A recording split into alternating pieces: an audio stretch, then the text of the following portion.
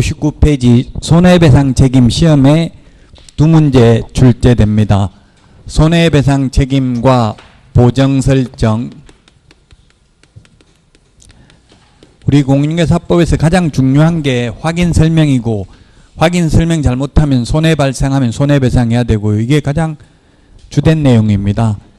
자, 그래서 손해배상은 책임은 첫 번째 개업 공인중개사의 고의 또는 과실이 있거나, 그 다음에 두 번째는 고용인의 고의 과실이 있거나, 세 번째는 다른 사람의 중개행위 장소로 제공을 하여 의뢰인에게 재산상 손해가 발생해야 됩니다. 따라서 정신적 손해에 대해서는 공인중개사법상 배상 책임은 없습니다. 민법에 의해서 민법 751조에 의한 손해배상은 가능하지만 공인중개사법상 책임이 없다는 말은 보험금으로 위자료는 받을 수 없다는 뜻입니다. 정신적 손해는 고의과실입니다. 아무 말 없이 고의과실이니까 모든 고의, 모든 과실입니다. 고의 또는 중대한 과실에 한하여 책임이 있다 하면 X죠. 자, 손해가 발생하면 손해배상금 지급 청구를 합니다. 손해배상금 지급 청구는 의뢰인이 손해를 입은 의뢰인이 보증기관에다가 청구를 합니다. 손해배상금 지급 청구하러 갈 때는 말로만 손해가 발생했다고 하면 안 되고, 손해가 발생했음을 입증하는 서류를 제출해야 됩니다. 그 입증 서류가 뭐가 있느냐 하면 당사자 간에 손해배상 합의서가 있거나, 합의가 안 되었을 때에는 승소 판결문, 그 다음에 화해조서, 청구일락조서, 조정조서, 지급명령서 이런 것 중에서 하나를 제출해야 됩니다. 손해배상금 지급 청구를 하면 손해배상금을 지급하게 됩니다. 지급은 보증기관이 의뢰인에게 지급을 하게 되고, 지급하게 되면은 15일 이내에 재보정 설정을 해야 됩니다. 재보정 설정을 하는데, 재보정 설정은 보증보험이나 공제의 경우에는 다시 가입을 해야 됩니다. 다시 가입을 해야 되고, 공탁의 경우에는 부족분을 보전하여야 합니다. 그 다음에 손해배상금을 지급하고 나면은 다 끝나는 게 아니라 구상권을 행사합니다. 구상권을 행사하고, 구상권 행사는 보증기관이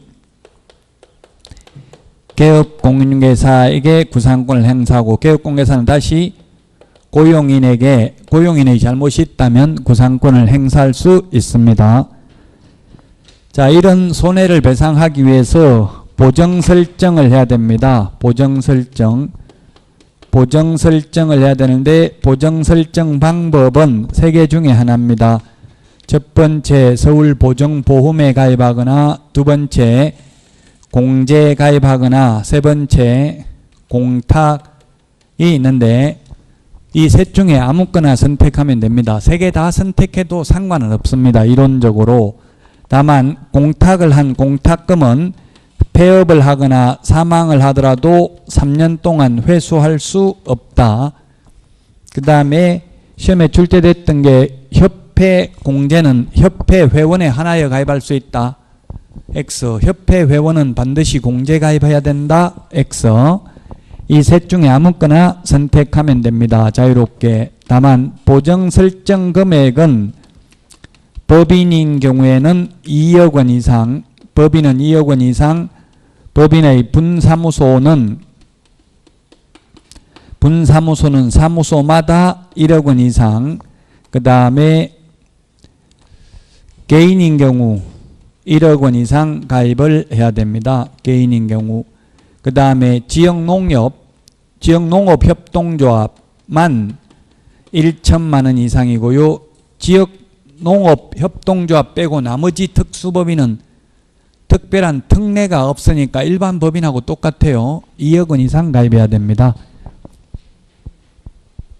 자, 그 다음에 보정 설정 시기, 우리 암기 프린트 56번에 있는데 보정 설정 시기는 처음에 보정 설정은 등록 후, 등록증 교부 전, 등록증 교부전이 있고요. 그 다음에 두 번째 분사무소 설치 신고나 매수 신청 대리인 등록 신청의 경우에는 미리 보정 설정을 하여야 합니다. 미리 해야 된다. 자, 그 다음에 보정의 변경은 효력 있는 기간 중에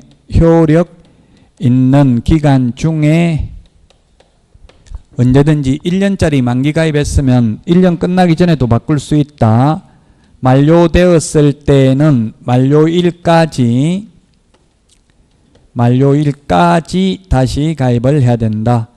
그 다음에 손해배상을 해주고 나면 15일 이내에 재보정 설정을 해야 된다. 15일 이내에 보증보험이나 공제는 다시 가입, 공탁은 부족분을 보전입니다. 그래서 1억짜리를 가입하면 지금 협회 공제료 같은 경우는 1년에 19만 8천 원입니다. 이 경우에 만약에 5천만 원 손해배상 했으면 5천만 원에 대한 보험료 9만 9천 원 내고 다시 가입하는 게 아니라 19만 8천 원 내고 다시 가입해야 됩니다. 그러나 만약에 1억을 공탁, 현금을 맡겨놨는데 5천만 원 손해배상 했으면 부족한 5천만 원만 더 갖다 맡기면 됩니다. 자, 그 다음에 설명해야 될 사항이 있습니다. 설명해야 될 사항이 있는데 첫 번째 보장금액 설명해야 되고, 그 다음에 보험회사, 공제사업을 행하는 자, 공탁기관 및 그 소재지를 설명해야 되고요. 그 다음에 보장기간도 설명해야 됩니다. 보장기간. 보장금액, 즉 보험금, 타는 돈은 설명을 해야 되지만 보험료는 설명할 필요 없죠. 보험료는 설명할 필요가 없습니다. 보험료, 공제료는 설명할 필요가 없고 보험금, 즉 1억까지 손해를 서울보증보험에서 배상합니다. 이 말은 해야 됩니다. 자, 마지막으로 이제 위반시 제재, 여기까지 해서 두 문제가 나오는데 첫 번째 보정 미설정, 처음부터 보정 가입하지 않는 경우에 임의적 취소, 등록을 취소할 수 있습니다. 그 다음에 보정관계 증서를 미교부하거나, 그 다음에 보장금액 설명하지 않는 경우, 이 두 개는 100만 원 이하의 과태료입니다. 100만 원 이하의 과태료에 해당이 된다.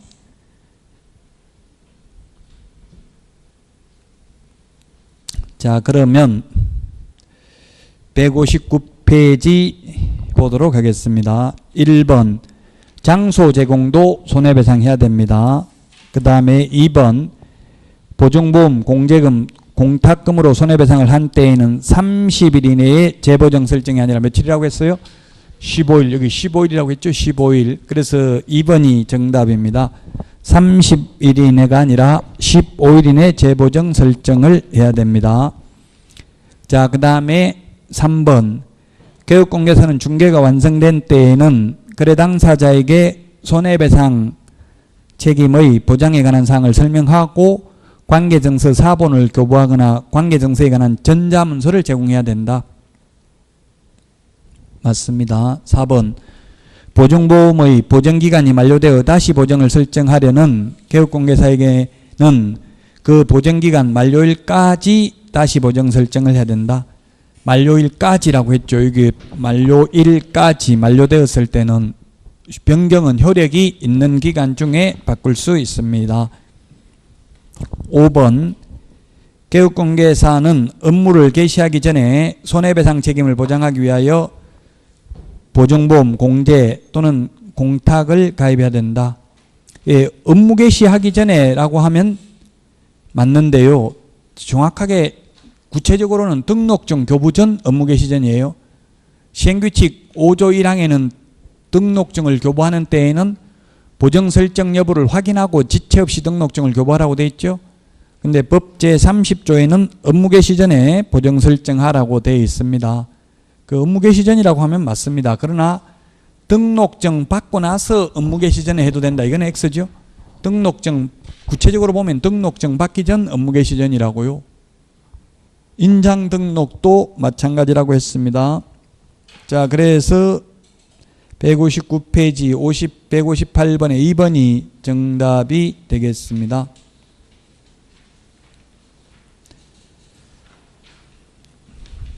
자, 그 다음에 160번 보겠습니다. 틀린 것은 했는데 159번은 답이 5번인데 그 손해배상은 무상 중개를 하더라도 해야 됩니다. 무상 중개 보수 안 받아도 확인 설명해야 되죠. 확인 설명 잘못해서 손해 발생하면 무상 중개라도 손해배상해야 됩니다. 그래서 5번이 답이죠. 159번은 160번 틀린 것은 했는데 1번 농업협동조합법에 따라 지역 농업협동조합이 부동산 중개업을 하는 때에는 업무를 개시하기 전에 업무보정을 설정하고 등록관 증에 신고해야 된다. 예, 특수법인도 다 보정가입은 해야 됩니다. 특수법인이 적용 안 되는 게 뭐가 있느냐 하면 암기 프린터 3번 메뉴에 있는데 특수법인은 등록 기준을 적용하지는 않고 특수법인은 분사무소 책임자가 공인중개사이어야 한다는 규정은 적용받지 않죠. 그 외에 특수법인도 인장 등록은 해야 되고 보정 설정은 해야 됩니다. 다른 특례가 없기 때문에. 2번 개업공개사는 보증보험금, 공제금 또는 공탁금으로 손해배상을 한 때에는 15일 이내에 보증보험 공제에 다시 가입하거나 공탁 중 부족한 금액을 보존해야 된다. 15일 맞죠? 그 다음에 3번 부동산 매매계약 체결을 중개하고 계약 체결 후 계약금 및 중도금 지급에도 관여한 개업공개사가 잔금 중 일부를 횡령한 경우 개업공개사가 중개 행위를 함에 있어서 거래 당사자에게 재산상 손해를 발생하게 한 경우에 해당한다. 즉 중개 업무, 중개 행위에 해당하는 여부, 중개 행위에 해당되는 중개사고만 손해배상하잖아요. 그게 판례가 주관적 의사가 아니라 객관적 사실로 보아 사회통념상 판단해야 되는데 계약금 중도금 매도인한테 전달해달라고 매수인이 맡겨놓은 걸 실장이 떼먹고 가면 사장이 책임져야 된다. 이게 판례입니다. 이게. 자, 그 다음에 4번 개업공개사가 아닌 사람에게 이 법령에 따른 손해배상 책임이 발생하지는 않는다. 예, 이 지금 그 말은 무슨 말이냐면 쉽게 말하면 무등록업자는 보증가입 못한다고요. 공제가입도 못해. 무등록업자는 무자격자에 대한 손해는 무자격자가 손해 입히면 그 개인이 배상하는 거지 보험으로 처리는 못한다 이 말이 쉽게 말하면. 예, 공인중개사법상 책임은 또 공인중개사법상 중개사고는 보험이나 공제에서 배상을 하잖아요. 무등록업자 거는 보험에서 배상 안 한다는 이야기예요. 쉽게 말하면. 예, 무등록업자는 알아서 그 무등록업자가 책임져야지. 공인중개사법상 그 개인이 책임진다는 것은 민법 750조 불법행위로 인한 손해배상 민법 751조에 의해서 손해배상은 있지만 공인중개사법상 배상 책임이 없다 이 말은 보험금으로 손해배상금을 탈 수는 없다 이 말이에요. 그래서 4번도 맞고요. 5번 중개보조원이 중개업무에 관하여 고의로 인한 위반 행위로 거래 당사자에게 손해를 입힌 경우 개업공개사는 이 법령에 따른 손해배상 책임을 지지 않는다 했는데 책임져야 됩니다. 법 제15조 2항에 보면 소속공개사 또는 중개보조원의 업무상 행위는 그를 고용한 개업공개사의 행위로 본다. 추정하는 게 아니라 본다. 그래서 직원이 잘못하면 사장은 자기 잘못이 없어도 손해배상 책임이 있습니다. 물론 사장에게도 책임이 있는 거지 잘못한 직원 책임이 없다는 뜻은 아닙니다. 부진적 연대채무입니다. 그래서 쉽게 말하면 그래서 직원이 잘못하면 직원하고 사장이 공동 책임이고요. 사장이 잘못했을 경우에는 사장에게만 책임이 있죠. 160번의 답 5번입니다. 따라서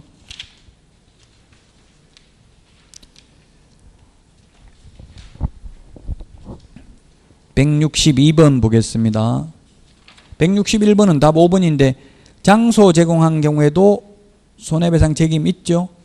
장소 제공도 손해배상 책임 있습니다. 162번 보겠습니다. 해설이 비교적 자세하게 되어 있으니까 이걸 다 풀면서 설명하고 하긴 좀 힘들어요. 시간 관계상. 아니면 답만 말해 줘야 되니까. 그래서 여러분들이 해설 보시고 풀어보시고 뭐 궁금한 점은 질문하시면 됩니다. 해설을 비교적 좀 자세하게 하려고 노력은 했습니다. 162번입니다. 틀린 것은 했는데 1번 개업공개사는 업무를 개시하기 전에 손해배상 책임을 보장하기 위하여 보증보험 또는 공제 가입하거나 공탁을 해야 된다. 셋 중에 하나만 가입해도 되고 세 개 다 가입해도 상관없습니다. 현실적으로는 하나만 하겠죠. 뭐 현실적으로는 90% 이상이 다 공제 가입합니다. 현실적으로 공탁을 하는 사람은 단 한 명도 없습니다. 2번 개업공개사가 손해배상 책임의 보장을 위하여 가입한 보험은 이른바 타인을 위한 손해보험 계약의 성질을 가집니다. 맞고요. 3번 개업공개사가 자기의 중개사무소를 타인의 중개행위 장소로 제공하여 거래 당사자에게 재산상 손해를 입힌 경우 개업공개사에게 책임이 있다. 네, 장소 제공, 고용인의 고의가실, 개업공개사의 고의가실 세 가지라고 했죠. 손해배상 책임 맞습니다.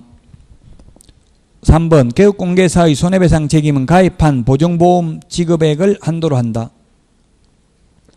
이게 틀렸죠.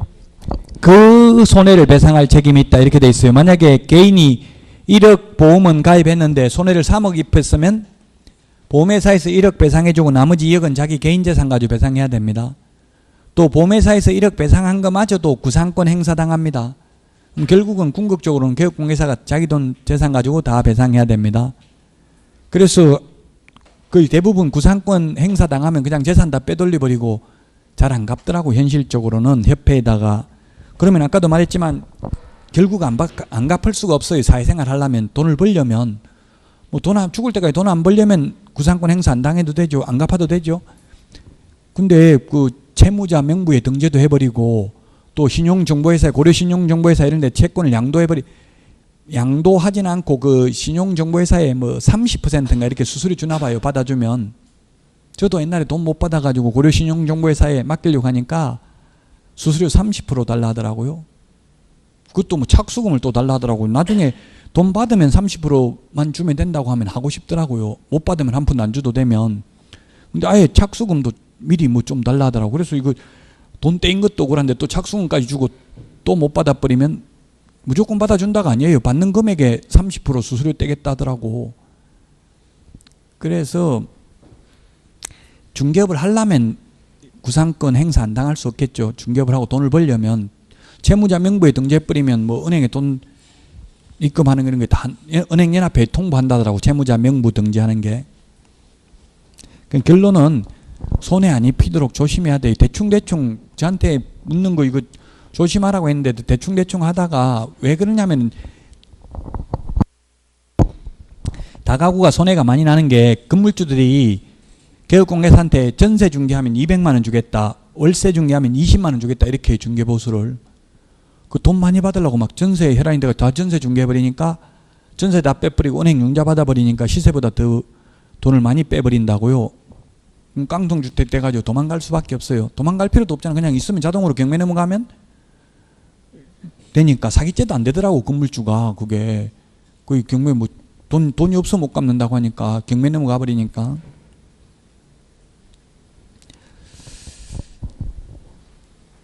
자, 그래서 162번 답 4번인데 손해액 전부를 다 배상해야 됩니다. 다만 보험회사는 보험가입한 만큼만 배상하겠죠.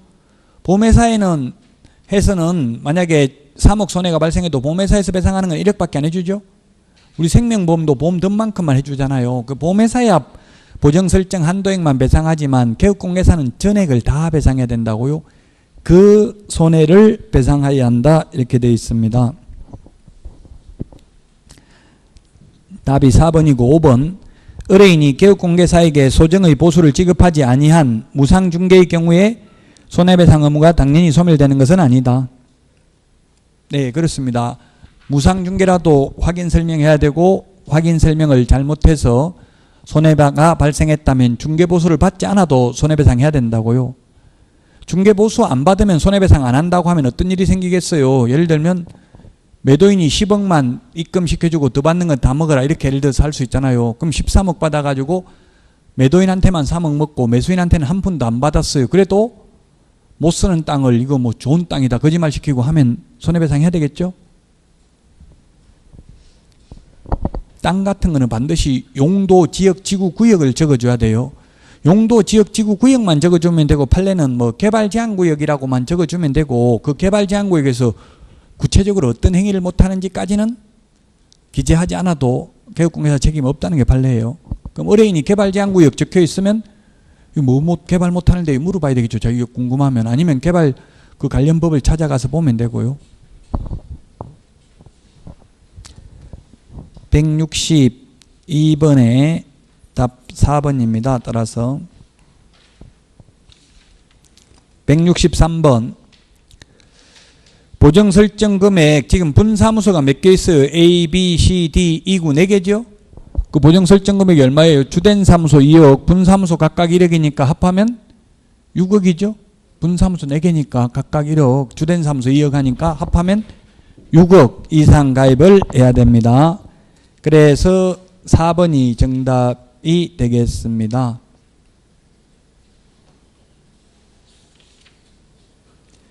자, 다음은 165번입니다. 165번.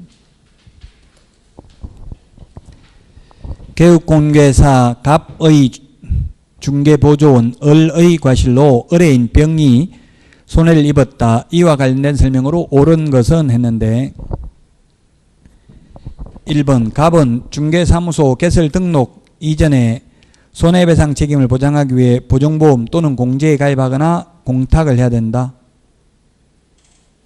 등록 이전에 하는 게 아니라 이게 이 칠판에 있는 거 가지고 문제는 다 풀 수 있어요. 등록 후, 등록 전 교부 전이지 미리 못하죠. 근데 분사무소나 매수 신청 내린 등록 신청은 미리 한다고 했잖아요. 무등록업자는 보정가입 못해요. 그래서 무자격자는 이 보험 혜택을 받을 수가 없어요. 왜? 무자격자를 보험가입하도록 허용해버리면 어떤 일이 생기겠어요. 서울보정보험에 가입돼 있으니까 나만 믿으면 잘못되면 서울보정보험에서 다 책임진다. 비록 자격증은 없지만 이렇게 하면 일반 국민들이 불측의 피해를 입을 수가 있잖아요. 미리 못합니다. 등록 통지서가 있어야 보험가입이 가능합니다. 2번 을의 업무상 행위는 그동안 개업공개사 갑의 행위로 본다. 맞죠? 2번이 답이고요. 3번은 모든 행위가 아니고요. 무슨 행위만? 업무상 행위만, 직원의 업무상 행위만 그를 고용한 개업공개사의 행위로 본다. 그러면 여기에서 업무상 행위인지 아닌지는 사회통념상 객관적 사실로 보아 판단해야 된다. 주관적 의사가 중요한 게 아니고요. 4번 갑의 병에 대한 책임이 인정되는 경우 을은 직접 병에게 책임을 지지 않는다. 직원이 잘못했으면 자기 책임주의 원리가 있기 때문에 잘못한 사람도 당연히 책임이 있고요. 사장에게도 책임이 있는 거지. 실장이 잘못했는데 사장에게만 책임이 있는 거 아니죠? 만약에 실장이 잘못하면 사장에게만 책임이 있다면 여러분들은 자격증 따가지고 실장 돼서 한 건 하는 게 낫겠죠? 사장이 다 사장만 책임진다면. 그래서 4번 틀렸고요. 5번 갑의 책임이 인정되어 병에게 손해배상 책임을 이행한 공제사업자는 갑 개업공개사에게 구상권을 행사할 수 없다 했는데 행사할 수 있습니다. 구상권을 행사할 수 있습니다. 그 왜 구상권 행사하냐 이해가 안 된다. 자동차 보험하고 달리 이해가 안 되는데 이게 고의도 일부러 손해 입힌 것도 배상하기 때문에 구상권을 행사할 수밖에 없어요. 우리 자동차 보험이나 생명보험이나 화재보험은 일부러 고의로 사고 낸 거는 배상 안 해줘요. 고의로 자살하면 2년 안에 자살하면 보험금 안 주죠. 생명보험도. 그래서 제가 며칠 전에도 자살하겠다고 상담하러 저한테 왔더라고요. 꼭 하고 싶으면 보험 들어놓고 2년 있다 죽으라 하니까 그때까지는 도저히 못 참겠는데 이러더라고요. 그럼 1년만 참아보고 그때 다시 와라 했는데 지금 어떻게 되는지 모르겠어요. 예, 그럼 가족들이라도 살게 할 수 있죠. 2년 넘으면 줘요. 보험금 현재. 그 화재보험 일부러 불낸 거는 화재보험금 안 주잖아요. 그러나 우리는 일부러 사고 낸 것도 보험금을 주는데 구상권 행사 안 하면 어떻겠어요? 내가 1억 손해 입혔다고 합의서 써줄게. 받아가지고 우리 반반 나눠 먹자. 이럴 수도 있잖아요. 그래서 구상권 행사할 수밖에 없습니다. 이런 거 막 흥분해가지고 인터넷 질문하는 분 많아요. 그럼 보험 뭐 때문에 드냐? 보험 구상권 행사 당할 바에야. 그렇죠. 들고 안 들고 싶지만 자동차 책임보험하고 똑같아요. 이거는 의무적으로 무조건 들어야 돼요. 난 내 재산 가지고 재산 많으니까 하겠다. 안 돼요. 왜냐하면 재산 하루아침에 알거지 되는 거는 시간 문제예요. 아무리 재산 많아도 갑자기 망할 수도 있잖아요. 뭐 대우그룹 이런 거 돈이 없어서 망했어요. 돈 엄청나게 많아도 망할 수도 있는데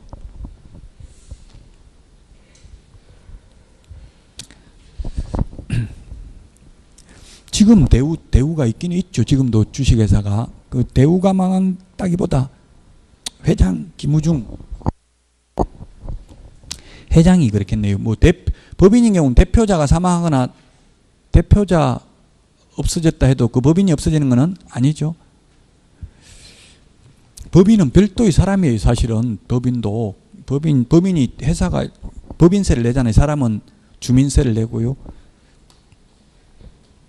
자, 그래서 답은 165번의 답 2번입니다. 자, 그 다음에 167번 수수료 납부 대상이 아닌 것은 우리 암기 프린터 수수료 내는 게 52번에 있나요? 52번 암기 프린터 52번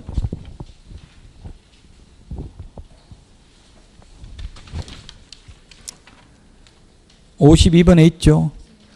그 52번에 1번, 2번은 시도 조례가 정하는 수수료입니다. 52번에 1번, 2번은 시도 조례가 정하는 수수료고요. 3번부터 6번은 시군구 조례가 정하는 수수료입니다. 자, 따라서 167페이지 수수료 납부 대상이 아닌 것은 답은 3번입니다. 소속공인회사 고용신고할 때, 휴폐업 신고할 때 이럴 때 수수료 내라는 말은 없죠. 인장 등록할 때 수수료 내라는 말 없습니다. 암기 프린터 52번에 보면 수수료라는 표현 쓰는 거 19개를 적어놨습니다. 특히 주의해야 될 게 자격증 그 동그라미 7번 교부할 때는 수수료 안 내죠. 자격증 재교부할 때는 수수료 냅니다. 2번에. 그러나 여러분들은 지금 8월 13일부터 22일까지 원서 접수합니까? 어제 시험 확정 공고가 나왔죠. 7월 25일부로 시험 확정 공고 나왔다고요. 그 확정 공고문에 보니까 내년부터는 전자계약서, 부동산 거래계약 시스템, 전자계약서 작성하는 걸 중개실무에 출제하겠다 라고 돼 있어요. 그럼 올해는 뭐 중개실무에는 출제 안 하고 그냥 부동산 거래계약 시스템, 전자계약서 작성하면 따로 부동산 거래 신고서 제출할 필요 없다고 했죠. 확정일자도 받을 필요 없고요. 동사무소 이런 거 이제 내년부터 시험에 내겠다. 확정 공고문에 돼 있더라고요. 이미 내도 그건 할 말이 없는 게 법에 있잖아요. 부동산 거래 신고 등에 관한 법률에 부동산 거래계약 시스템, 즉 전자계약서. 전자계약서 적으면 그게 비대면 계약도 가능해요. 서울에 있는데 매수인이 서울에 있는데 그냥 서울서 본인 인증만 하면 쓸 수도 있어요. 계약서. 휴대폰 가지고 본인 인증하고 이렇게 하는 거예요. 별도 아이디 패스워드는 별도로 받아야 돼. 은행에 법용 가지고 안 되고 한국무역정보통신주식회사로부터 별도의 패스워드를 받아야 됩니다. 전자계약서. 내년부터 나온다 했는데 아마 올해도 전자계약서에 대해서는 한 문제 나올 가능성이 많아요. 부동산거래 신고제도에서. 전자계약서, 부동산거래계약 시스템. 정식 명칭은 부동산거래계약 시스템이고 줄여서 그냥 전자계약서라고도 합니다. 지금 한 15,000여 건이 전자계약서를 작성했더라고요. 전자계약서 제도가 도입되고 나서. 지금 제가 연수교육하면서 전자계약서 쓰라고 해도 개업공개사들이 한 번도 안 써봤다는 사람이 대부분이더라고요. 그 왜 안 쓰냐 물어보니까 말은, 핑계는 국민들 불편하게 해서 소득 노출돼서 이런 말을 하는데 실제로는 그보다는 귀찮고 새로운 시스템에 적응하기가 어려워서 그런 것 같아요. 우리도 휴대폰 새로 나오면 연세 드신 분들은 쓰기 힘들어요. 그런 건 마찬가지로 여러분들은 이제 처음부터 전자계약서 현업에 나가시면 좀 많이 쓰십시오. 자, 그래서 167번은 답이 3번입니다. 그 다음에 168번 계약금 등의 예치 권고 제도도 한 문제 시험에 반드시 출제됩니다. 그 우리 서브노트에 보시면 이게 서브노트에도 있고 서브노트 55페이지에 있고요. 암기 프린트에도 적어놨는데 지금 몇 번에 적어놨는지 찾지는 못하겠는데요. 이 새로 내준 프린트에 보면 있죠. 몇 번에 있는지 혹시 한번 볼래요? 이게 계약 거기에 있네. 16번 맨 밑에 있네. 암기 프린트 16번 맨 밑에 16번 맨 밑에 계약금 등 예치 명의자, 2번 예치기관, 3번 반환보증서 발행기관. 이거 암기해야 된다고요? 16번 있나요? 맨 밑에? 16번에 있고 서브노트는 55페이지에 있습니다. 계약금 등의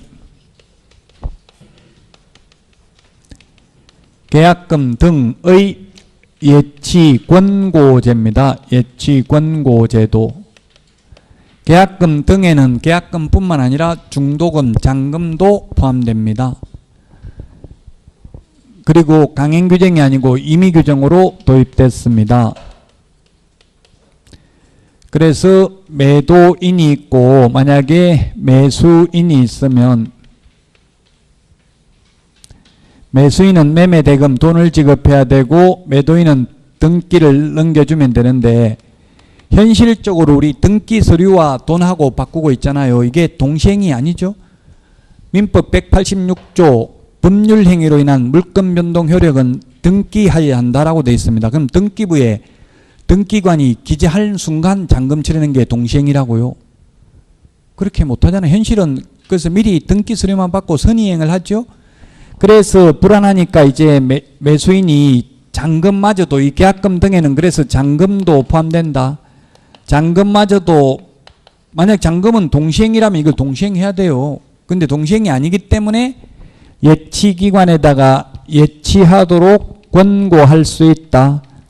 예치기관이 금융기관, 공제사업을 행하는 자, 신탁업자.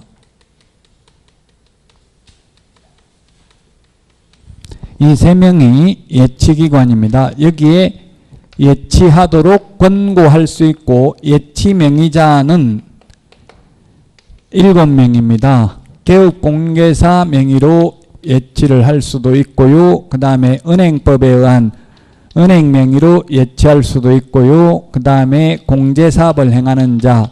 지금 공제사업을 행하는 자가 협회입니다. 공제사업 하고 있는 곳이 협회가 되겠죠. 공제사업을 행하는 자 명의로 예치할 수 있고요. 신탁업자 명의로 예치를 할 수도 있고요. 우체국 예금보험에 관한 법률에 관한 최신관서, 보험업법에 의한 보험회사, 계약 이행관리 전문회사,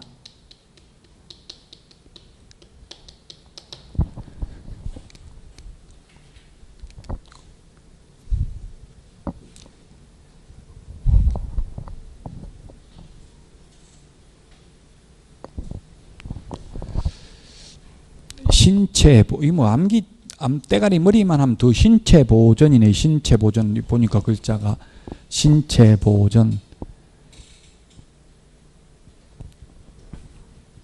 개공은 신체를 보존해야 된다. 이렇게 하면 되겠네. 은행하고 이 순서 바꾸면 개공은 신체를 보존해야 된다. 암기는 해야 돼요. 근데 이게 앞대가리 하다 보면 무슨 대가리인지 나중에 대가리는 다 암기했는데 무슨 대가리인지를 몰라서 못 풀 수도 있어요. 개공은 신체를 보존해야 된다. 뭐 이런 식으로 해도 되겠네요. 자꾸 하다 보면 저도 이거 뭐 대가리 안 하고 그냥 하다 보니까 되더라고요. 자꾸 반복해야 되는데 여러분들 이제 시간이 없고 불안하니까 자, 이 3명 개업공개사 명의로 예치를 할 때에는 개업공개사는 자신의 예치금과 계약금 등을 분리해서 관리해야 되며 거래 당사자의 동의 없이는 예치된 계약금 등을 인출하여서는 아니 됩니다. 그 다음에 이 3명 은행 공개사업을 행하는 자 신탁업자는 예치 명의자이면서 또한 예치기관에 해당됩니다. 그 다음에 그러면 미리 절대로 매도인이 계약금 등을 수령할 수 없는지 있습니다. 반환보증서를 예치 명의자에게 제시하고 예치된 계약금 등을 미리 수령할 수 있는데 반환보증서 발행기관이 금융기관, 보증보험회사입니다. 금융기관, 보증보험회사.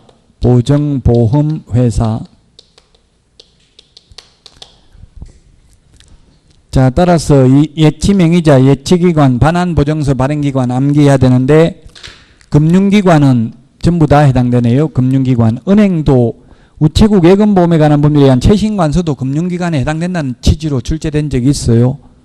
그래서 은행도 금융기관을 해석할 수 있습니다. 따라서 금융기관은 3군데 다 해당되고요. 서울보증보험회사는 반환보증서 발행기관이고 보험업법에 의한 보험회사는 예치명의자입니다. 계약금 등에는 잔금 등도 포함된다.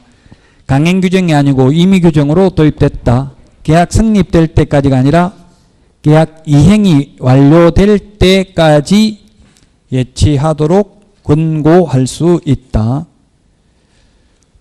자, 그래서 171번 보겠습니다. 171번에 보니까 예치 명의자에 속하지 않는 것, 답 3번인데요. 기출문제 나왔던 게 이렇게 법원 명의로 예치할 수 있다. 제3자 명의로 예치할 수 있다. 매도인 명의로 예치할 수 있다. 다 X입니다. 그래서 예치 명의자 7명, 예치기관, 반환보증서 발행기관 암기해야 되겠죠? 강행규정이 아니고 임의규정이다. 계약 이행이 완료될 때까지 예치하도록 권고할 수 있다. 계약금 등에는 계약금뿐만 아니라 중도금, 잔금도 포함된다. 172페이지 172페이지가 아니라 172번 옳은 것은 했는데 172번 1번 개업공개사의 손해배상 책임을 보장하기 위한 보증보험 또는 공제가입, 공탁은 중개사무소 개설 등록 신청할 때 해야 된다. 신청할 때는 안 된다고 했죠?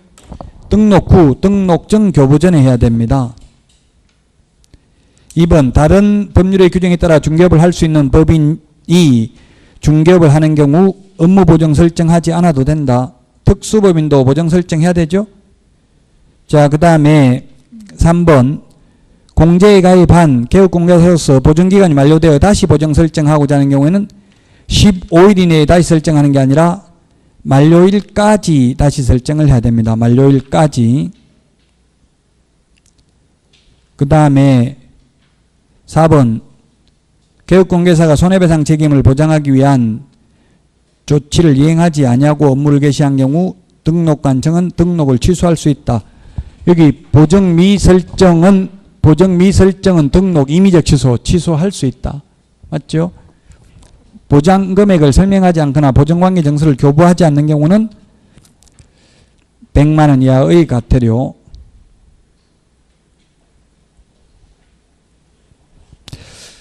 (4번이) 정답이고요. 5번 보증보험금으로 손해배상을 한 경우 개업공개사는 30일 이내에 보증보험에 다시 가입해야 된다 했는데 손해배상하고 나면 30일이 아니고 15일 이내에 재보정 설정을 해야 됩니다. 15일 이내에 손해배상하고 나면. 따라서 4번이 답입니다. 172페이지 금지행위부터 쉬었다가 하도록 하겠습니다.